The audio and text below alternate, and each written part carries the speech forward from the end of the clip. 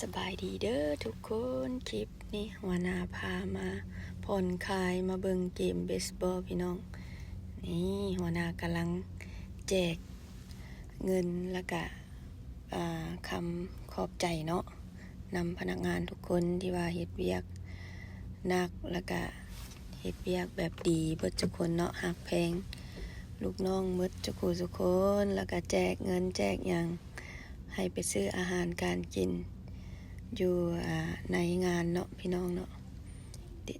ตอนนี้ก็เพิ่นบอกว่าให้พักจัก10 นาทีแล้วจึงพากันย่างเข้าไปนี้อันนี้ก็แม่นเงินได้ประมาณ20 ดอลพี่น้องแล้วก็สิพากันกินเบียร์กินหยังวอร์มไว้ก่อน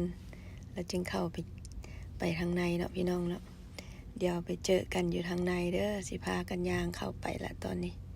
เป็นจังใดก็เบิ่งคลิปนี้ให้จบเด้อ